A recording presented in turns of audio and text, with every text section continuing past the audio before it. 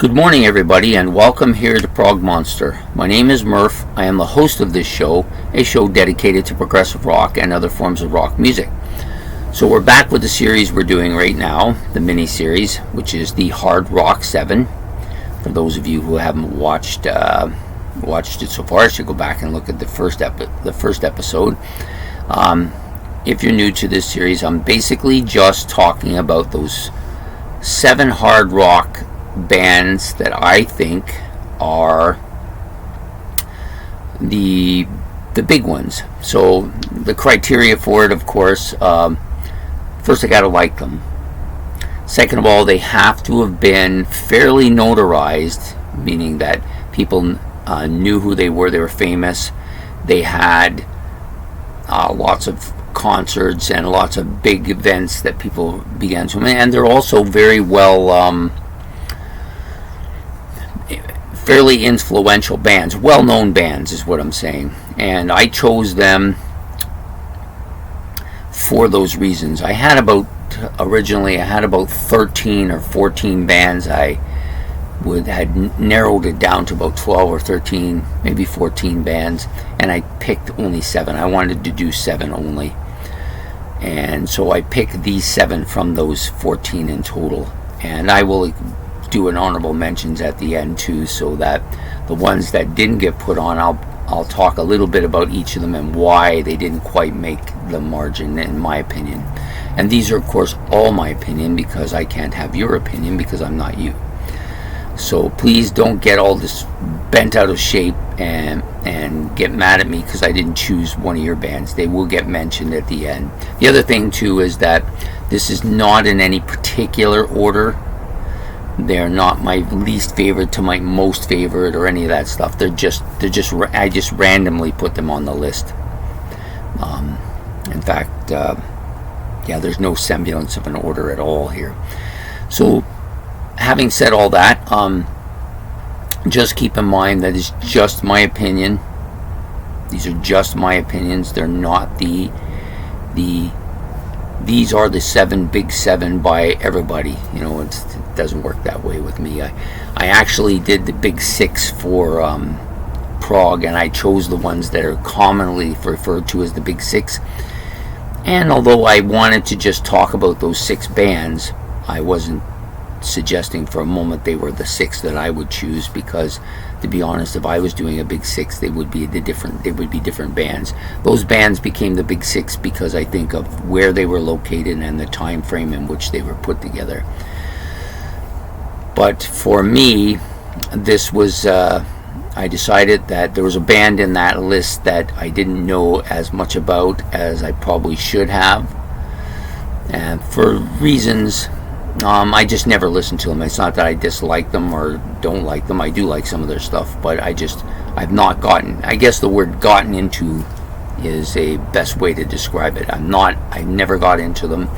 Slowly getting into them now, but so I made comments, and some people felt that I shouldn't be making comments about things I don't know anything about, and there's something to be said for that. So this time around, I've chosen these bands because I am fairly, I wouldn't say knowledgeable, but I'm fairly I listen to these bands. I have quite a few of their albums. The one today, I've got about 8 of their albums, and which isn't a lot considering how many they got, but I've started to get into them more. I started getting into them about 20 years ago, and I've gradually got to a point, especially on this channel, where I've been listening to them a fair bit.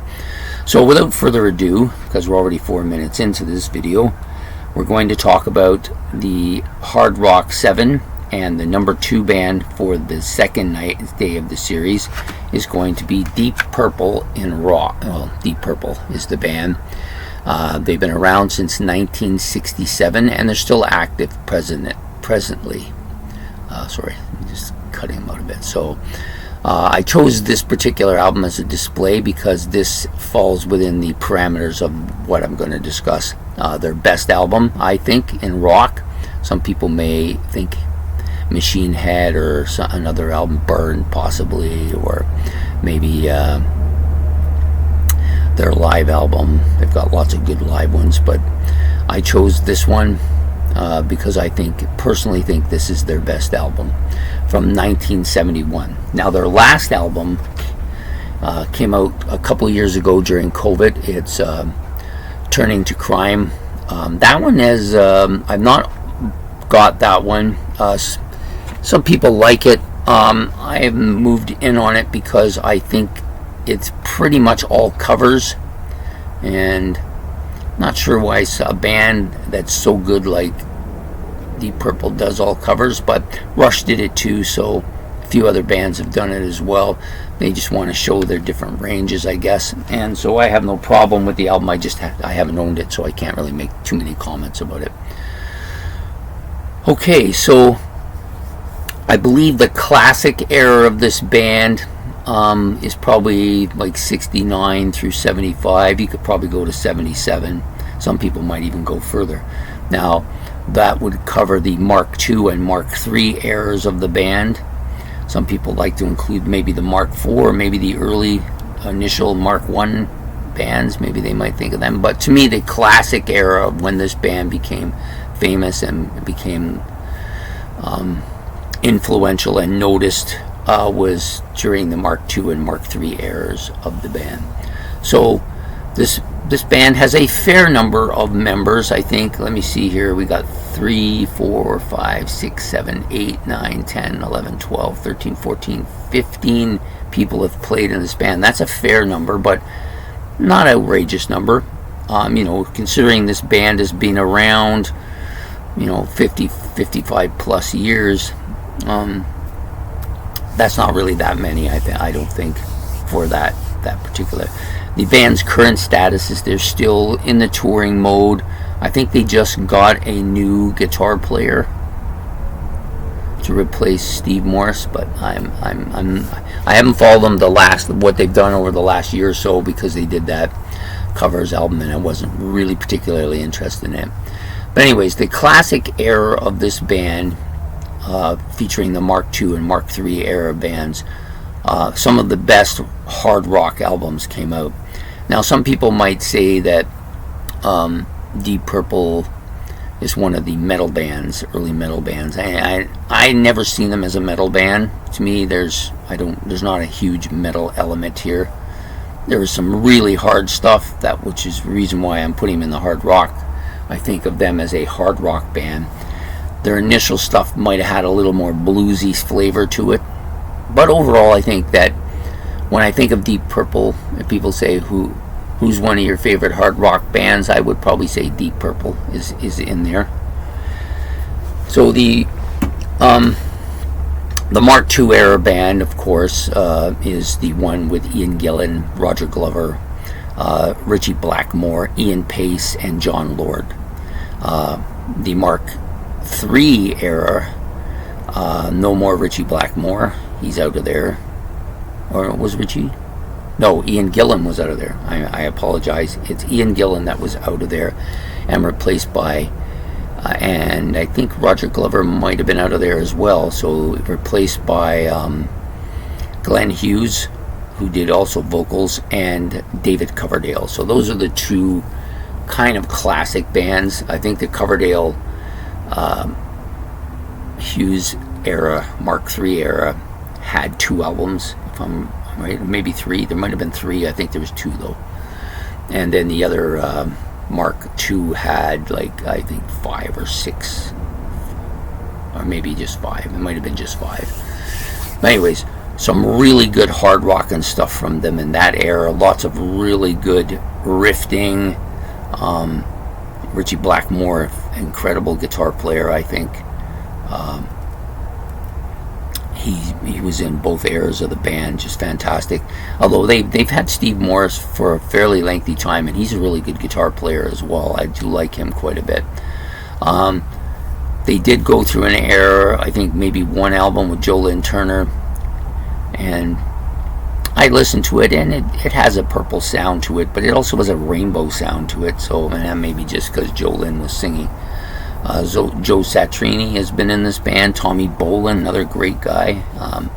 Anyways, I'm going to list the members now. So we got John Lord, Ian Pace, Ritchie Blackmore, Ian Gillan, Roger Glover, Glenn Hughes, David Coverdale, Don Airey, Steve Morris, Simon McBride, Nick Simper, of course, Rod Evans, Tommy Bolin, Joe Lynn Turner, and Joe Satriani have all been members of Deep Purple. Let's say 15 guys. It's not too bad. So they've had some really well-known songs. Smoke on the Water, of course, is probably the most renowned Deep Purple song. Not particularly. I never particularly cared for that track. I seldom care for the big track. I seldom do. I don't know why. I think it's because a lot of the times it makes the radio, because it's popular with the mainstream, and I almost never like the mainstream music, and that would explain why those songs never really appeal to me much.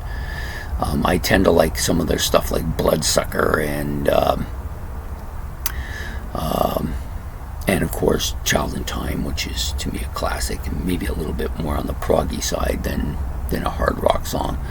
But this is one of the great hard rock bands. They definitely influenced a heavy amount of people. Richie Blackmore, a lot of guitar players admired him at that time, and and this gone forward with his influence on the band.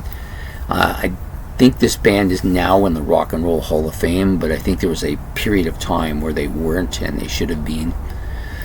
They haven't had as many hits maybe as some of the other bands that are going to be in this list, but they definitely were a big draw and well liked. I do like Ian Gillan quite a bit. I think he's one of the great rock vocals of all time. Any band that has a guy that can sing like Ian Gillan, to me, needs to be recognized as one of the great rock bands, and to me he's one of the great rock singers of all time. I'm not taking anything away from David Coverdale or Joe Lynn Turner or Glenn Hughes, or even Rod Evans for that matter, but I just think Ian Gillan is a notch above most people in a lot of areas. Just a wonderful singer, I think. That band, the Mark II band, is probably my favorite band of the Deep Purple era. Yeah, they've had 22 studio albums, so they're doing something right, because nobody does that many albums if they're not. Now, they did have that period, which I think was right after the Mark IV era. I think it was 78. I think it was 78 to 84 where they had disbanded. But no bands really disband anymore because there's too much money in it. They've realized that once you become famous and well known, it's a license to print money. So they often keep going long past when they don't even sound anything like what they originally sound like. And there's lots of bands that some bands are just cover bands now, but Deep Purple is still doing new stuff, although they didn't do any on their last album, but they've had some good albums over the last few years too as well. This is a band that's now been going like 46 years. That's fairly, or 46, no, sorry, I'm wrong. 56 years. Thinking something else. But anyways, a really solid band. If you haven't gotten into Deep Purple, and I found this a bit of a tough band to get into, and you wouldn't think so because they're a hard rock band, and I like hard rock. But I have a real problem, and I've only realized it since I've been on this channel, and it's only become more acute as it's gone along. I'm not a huge fan of Hammond organ, and I'm not really sure why, and I think that hurts Deep Purple for me personally. This is a band that does have a regular keyboardist. There's a few bands like that in that hard rock category that you're going to see as we go along, and this kind of changes their sound. Like, we did the Aerosmith yesterday, didn't really have a keyboardist in their band, although they've done a lot of stuff with piano and keyboards after, but initially they didn't, and so they had a certain sound, and this band does not sound like that. They have more, that's maybe where they get this prog feel from, a little bit of a prog feel for them. But to me, Deep Purple's a hard rock band with a little blues element and a little prog element in their music. I don't think of them as a pop band at all. So, yep, so there you have it. So Deep Purple on day 2 is the band from the Hard Rock 7, the number 2 band from the Hard Rock 7. I hope you've enjoyed this episode. I've enjoyed making these and researching some of the stuff that I didn't know, but a lot of these bands I know quite a bit about. If you have any comments about any of the stuff that I've said or any of the band at all, or something you think that should be included in here and I didn't say it, or anything about the members or anything that's revolving around the series, or just in general, please put the comments below. It's much appreciated that you take time to communicate with us back and forth, because that's, to me, what the show is about me and you getting to know rock music. So please like and subscribe. It's much appreciated, and we'll be back on day 3 with episode number 3 of those Hard Rock 7. Take care.